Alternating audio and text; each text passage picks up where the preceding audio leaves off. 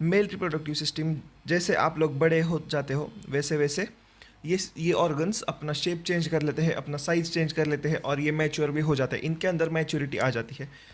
तो male reproductive system consist of portion which produces the germ cell and the other which delivers the germ cell. तो ऐसे दो organs है या फिर दो प्रोसेसेस के लिए दो पोर्शंस है। तो वो पोर्शंस कौन कौन से है जान लेते हैं।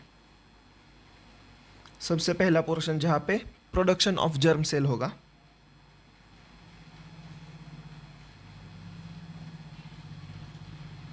और दूसरा सेक्शन जहाँ पे ये डिलीवरी मैकेनिज्म होगा।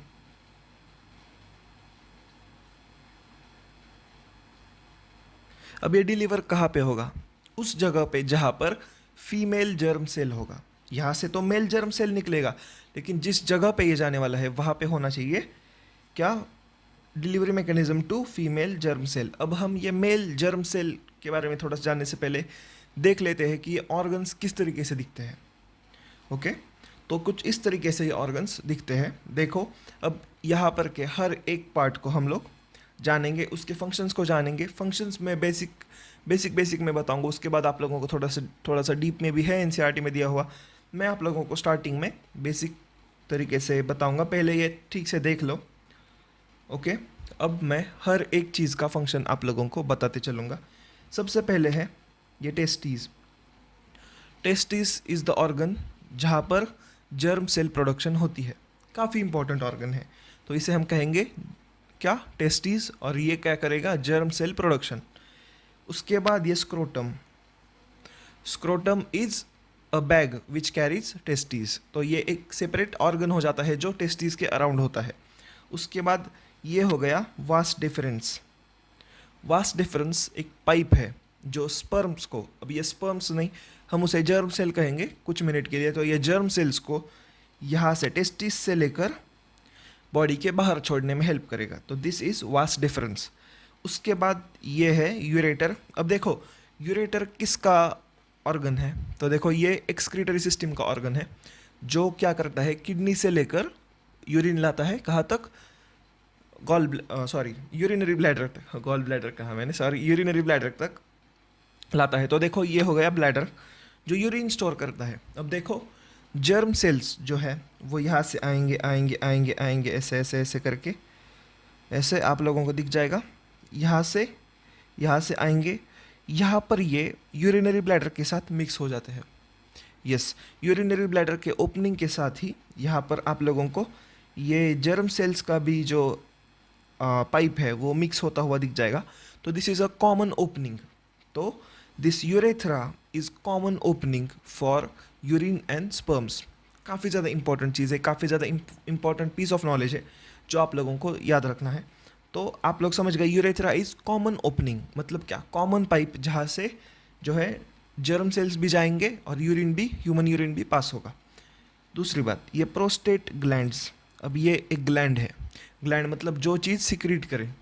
अब देखो, सिर्फ जर्म सेल ट्रैवल नहीं कर पाएगा, सिर्फ रेड ब्लड सेल ऐसे ही ब्लड के, मतलब सिर्फ रेड ब्लड सेल अगर आप ऐसे हाथ पे उठाओ तो वो ट्रैवल नहीं कर पाएगा, उसको एक मीडियम चाहिए जिसके अंदर से वो स्मूथली ट्रैवल कर सके। तो ये मीडियम प्रोवाइड करने का काम करते हैं ये सेमिनल वेसिकल्स और ये प्रोस्टेट ग्लैंड्स। तो ये लोग लिक्विड सिक्रीट करते हैं जिसके अंदर ये जर्म सेल्स ठीक से तैर सके या फिर ठीक से स्मूथली जा सके। This is what it is about male reproductive organ. अब एक और चीज़ रह गई, यह है पीनस। अब ये पीनस इज़ अ ऑर्गन जहाँ से यूरिन और जो जर्म सेल्स हैं वो कॉमनली पास हो जाते हैं। This is what it is that you need to know. अब हम थोड़ा सा डिटेल में जाएंगे। अब यही सिस्टम आप लोगों को सामने से दिखा देता हूँ। अगर आप सामने से देखो तो देखो, ये चीज़ ऊपर होती है और ये देखो, ये चीज़ ऊपर होती है और ये चीज़ें पीछे होती है। ओके, मतलब ये नीचे होती है और ये चीज़ ऊपर होती है। बस ये आप लोगों को ऐसा 2D दिख रहा है इसलिए मैं बता रहा हूँ। एनीवेज, देखो, अब हम सारी की सारी चीज़ें ऐसे फॉरवर्ड से देख रहे हैं तो वो हम समझ लेते हैं कौन कौन से ऑर्गन्स कौन कौन से हैं। ओके, तो देखो, सबसे पहले टेस्टिकल। यहाँ पे कई सारे ऐसे भी ऑर्गन्स हैं जिनका नाम आप लोग पहली बार सुन रहे होंगे, उनको सुनना है, भूल जाना है। जो इंपॉर्टेंट ऑर्गन्स है उनके नाम आप लोगों को एनसीईआरटी में मिल जाएंगे। अगर आप लोग ध्यान में रख सकते हो तो कोई प्रॉब्लम नहीं, बस आप लोगों को एक दूसरे एंगल से वही पिक्चर मैं दिखा रहा हूँ। ओके, तो ये हो गया क्या, टेस्टिकल। टेस्टिकल मतलब टेस्टीज, जहाँ पर क्या होता है, जो जर्म सेल्स है वो प्रोड्यूस होते हैं। उसके बाद इपिडाइडमिस। अब ये इपिडाइडमिस क्या है, जो अगर कोई नीट वाला देख रहा है उसे पता होगा, यहाँ पर स्टोर होते हैं जर्म सेल्स और मैच्योर भी होना होता है उनको, तो ये काम यहाँ पे होता है। अब उसके बाद ये देखो, ये हो गया वास्ट डिफरेंस। वास्ट डिफरेंस मतलब जहाँ से जर्म सेल्स कंडक्ट होके चले जाएंगे कहाँ तक, एक कॉमन ओपनिंग तक आ जाएंगे, उसे हम कहेंगे वास्ट डिफरेंस। उसके बाद देखो, अब ये ग्लैंड्स के बारे में बात कर लेते हैं। देखो, ये प्रोस्टेट ग्लैंड, बल्बोरेक्टल ग्लैंड और ये सेमिनल वेसिकल, ये तीन चीज़ें हो गई जो क्या करती है, सिक्रीशंस करती है। ये अलग अलग सिक्रीशंस करती है जो eight the end of the day germ cells के ट्रांसफ़र को इजी बना देती है। ये एक मीडियम देने का काम करती है, मीडियम प्रोवाइड करने का काम करती है। अब यही मीडियम जर्म सेल्स को, अब ये 10th वालों के लिए थोड़ा सा हो गया। देखो, यही जो मीडियम है ये जर्म सेल्स को एनर्जी भी देने का काम करता है। This is what you need to know. Okay, उसके बाद ये देखो, यहाँ से एक कॉमन ओपनिंग है जिसका नाम है यूरेथ्रा, जहाँ से यूरिन और जो जर्म सेल्स है वो पास होते हैं। उसके बाद वो आ जाएंगे पीनस के अंदर। पीनस के अंदर होते हैं इरेक्टाइल टिश्यू। इरेक्टाइल टिश्यू मतलब जिनके अंदर जब खून भर जाता है तो ये इरेक्ट हो जाते हैं, मतलब स्ट्रेट हो जाते हैं। So this is erectile tissue in your penis and this is glans penis. अब ये ग्लांस पीनस मतलब ओपनिंग ऑफ पीनस को हम लोग ग्लांस पीनस कहते हैं। So this is what you need to know. अब ये हो गया ब्लैडर और ये हो गया यूरेटर। ये हो गई मेल रिप्रोडक्टिव सिस्टम आगे से। अब देखो, अब हम थोड़ा सा थियोरेटिकल जो पार्ट है वो जानेंगे। फॉर्मेशन ऑफ जर्म सेल्स और sperms takes place in testes. अब देखो, जो जर्म सेल है उसे हम अब से स्पर्म्स कहेंगे। जो जर्म सेल है उसे हम स्पर्म्स कहेंगे मेल्स के अंदर। मेल्स के अंदर हम इसे कहेंगे स्पर्म। तो अब से मैं जब जर्म सेल कहूँगा तो आप लोगों को समझ जाना है हम बात स्पर्म्स की कर रही है। अब आप कहोगे सर ये दिखते कैसे है। देखो, जर्म सेल्स कैसे दिखते हैं, तो देखो कुछ इस तरीके से एक स्पर्म दिखता है, सांप की तरह। जी हाँ, सांप की तरह, लेकिन माइक्रोस्कोपिक सांप की तरह। देखो, इसके भी बॉडी के कई सारे पार्ट्स होते हैं, वो हम 1 मिनट में डिस्कस कर लेते हैं। उससे पहले हम लोग जान लेते हैं कि कैसे प्रोसेस होती है। ये पैराग्राफ हमने स्टार्ट किया है तो ये फिनिश करना पड़ेगा। तो देखो, formation of sperms takes place in the testis, जो मैंने बताया। These are located outside the abdominal cavity in scrotum because sperm formation requires a lower temperature than the normal body temperature. अब आप कहोगे सर ये क्या बता दिया। देखो, स्पर्म जो है, सॉरी, ये जो स्क्रोटम है वो बॉडी के बाहर होता है। बॉडी के बाहर क्यों होता है, ताकि उसे कम टेम्परेचर मिले, ये टेम्परेचर रेगुलेट कर सके। Because sperms need a certain temperature to form, या फिर प्रोड्यूस, स्पर्म्स प्रोड्यूस होने के लिए एक सर्टन टेम्परेचर या फिर सर्टन बॉडी की टेम्परेचर की ज़रूरत होती है, और उस टेम्परेचर पे ही स्पर्म प्रोडक्शन होता है। तो ये होने के लिए बॉडी ने एक सेपरेट ही ऑर्गन बना लिया जहाँ पे ये टेस्टिस स्टोर होंगे और वहाँ पे ये टेम्परेचर कंट्रोल करके स्पर्म प्रोडक्शन का काम जारी रखेंगे। सो this is what it is outside the abdominal cavity. अभी एब्डोमिनल कैविटी मतलब देखो, ये हो गई ह्यूमन का पेट। देखो, तो दिस इज़, अगर ये ऐसे हम लोग ड्रॉ करें, देखो कुछ इस तरीके से, अगर ये पेट हो गया, रुक जाओ मैं आप लोगों को एक अच्छा सा डायग्राम बना के दिखा देता हूँ। ओके, तो ये हो गई एब्डोमिनल कैविटी। ओके, ये यहाँ पर आ जाएगी आप लोगों की एब्डोमिनल कैविटी। तो इसके बाहर होते हैं ये स्क्रोटम, इसके बाहर होता है ताकि वो टेम्परेचर रेगुलेट कर सके। अब आप पूछोगे सर ये जर्म सेल्स कैसे दिखते हैं या फिर ये स्पर्म कैसे दिखता है, जो मैंने आप लोगों को दिखा दिया। देखो, कुछ इस तरीके से सांप की तरह दिखता है ये। इसका एक हेड होता है, इसका मिडल पीस होता है और इसका टेल होता है। 10th वालों आप लोग बस डायग्राम जान लो। तो कुछ इस तरीके से ये 3 मेन पार्ट्स में डिवाइडेड होता है। ये एक सेल ही होता है। ओके, और इसके पास आधा डीएनए होता है। अब ये आप लोगों को बहुत लेम टर्म्स में समझा रहा हूँ, लेकिन आप लोगों को ये समझना काफ़ी ज़्यादा ज़रूरी है। इसके पास क्या होता है, आधा डीएनए होता है। जिन लोगों को थोड़ा सा इन्फॉर्मेशन चाहिए, देखो ये मिडल पीस होता है ना, ये बैटरी की तरह काम करता है, क्योंकि इसमें माइटोकॉन्ड्रिया होते हैं और ये मूवमेंट कॉज करता है। ये जो टेल होता है, ये ऐसे ऐसे ऐसे मूवमेंट करके फिश जिस तरीके से तैरता है उसी तरीके से ये तैर तैर के आगे चला जाता है। This is what you need to know about the germ cell. अब we we have discuss the role of testis in the secretion of hormone testosterone. देखो अब ये टेस्टिस का एक सेपरेट फंक्शन भी है कि ये एक हार्मोन प्रोड्यूस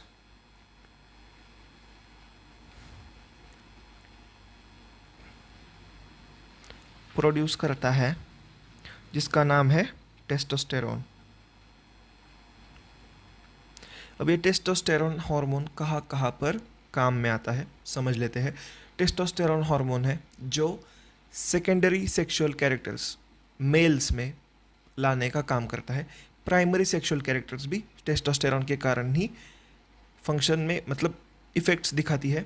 जो प्राइमरी सेक्सुअल कैरेक्टर्स हैं जो हम आगे पढ़ेंगे इसी टॉपिक में, वो इस हार्मोन के कारण ही आप लोगों को दिख जाएंगे। अब प्राइमरी मतलब क्या, सेक्सुअल ऑर्गन्स का ग्रो होना, दूसरी बात बॉडी का मॉडिफिकेशन होना, तीसरी बात जो ये करते हैं कि हमारा जो बिहेवियर होता है, लिबिडो जो मेल का बिहेवियर होता है वो लाने का काम भी टेस्टोस्टेरोन करता है।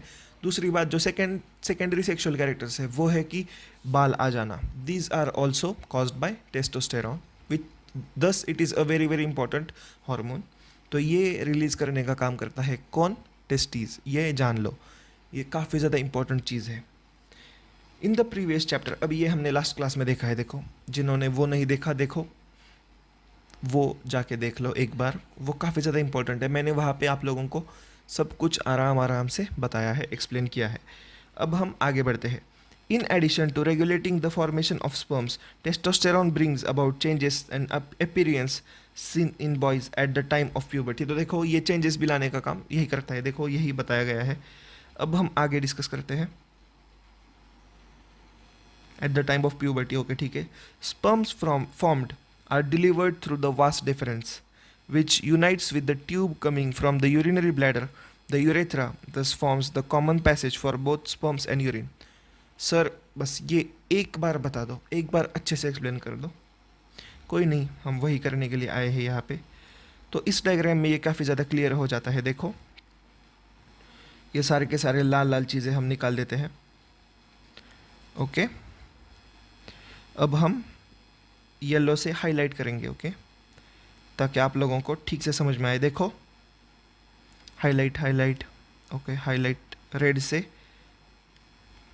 ओके। देखो बस ये आप लोगों को ये जो पाइप है इसे ही कंटिन्यू देखना है, आप लोगों को दिख जाएगा यहाँ से कुछ इस तरीके से ये जाता है, ओके।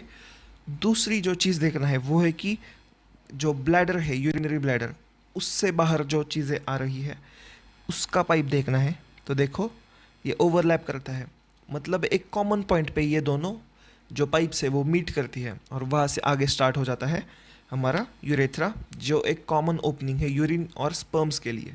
तो स्पर्म्स भी उसी जगह से आएंगे जहाँ से यूरिन भी बाहर पास होगा। This is what it is trying to tell. Along the path of vas deferens, glands like prostate, seminal vesicles add their secretions so that the sperms now are in fluid, which makes the transport easier. तो देखो solid को fluid बनाने का काम ये करती है। जिस तरीके से हमारा ब्लड एक फ्लूइड है इसलिए तो वो फ्लो कर पाता है वेंस के थ्रू, इसी तरीके से ये हो गया क्या, जो प्रोस्टेट और सेमिनल वेसिकल्स है, ये दो ग्लैंड्स है जो अपने सिक्रीशंस भी इसमें छोड़ देती है, जिसकी हेल्प से जो स्पर्म्स है तो वो फ्लूइड स्टेट में आ जाते हैं। मतलब स्पर्म्स का फ्लूइड नहीं होता, बस उनके अराउंड जो मीडियम होता है वो फ्लूइड बन जाता है, मतलब थोड़ा सा लिक्विड बन जाता है ताकि वो बाहर ठीक से पास कर सके, okay. And this fluid also provides nutrition. तो देखो ये स्पर्म्स को खाना भी देने का काम यही करता है, because sperm is a cell at the end of the day, तो इससे भी खाना चाहिए। So this is very important. The sperms are tiny bodies that consist of mainly genetic material and the long tail that helps them to move forward in the towards the female germ cell. ये sir आपने क्या बता दिया, फिर से बताओ। देखो हम स्पर्म के डायग्राम पे आ जाते हैं। तो इन्होंने क्या कहा है, ये न्यूक्लियस होता है, इसके अंदर होता है इसका genetic material, male genetic material यहाँ पे होता है। दूसरी बात, जो टेल होती है वो मूव करने का काम करती है। और तीसरी बात, इसे न्यूट्रिशन मिलता है उन ग्लैंड्स के सिक्रीशन से। बस यही जानना था। ये हो गया male reproductive system. You guys are watching Win Science. अगर आप लोगों को यहाँ पे मज़ा आ रहा है ये पढ़ने में, तो hit the subscribe button and hit the like button. इस लेक्चर को शेयर कीजिए। अब यहाँ पे ख़त्म हो जाता है मेल रिप्रोडक्टिव सिस्टम। अब हम पढ़ेंगे female reproductive system. Female reproductive system अब हम स्टार्ट कर रहे हैं। वैसे यहाँ पे मैंने क्लास एंड कर देनी थी, लेकिन हम इसे भी पढ़ेंगे और फिर क्लास एंड करेंगे।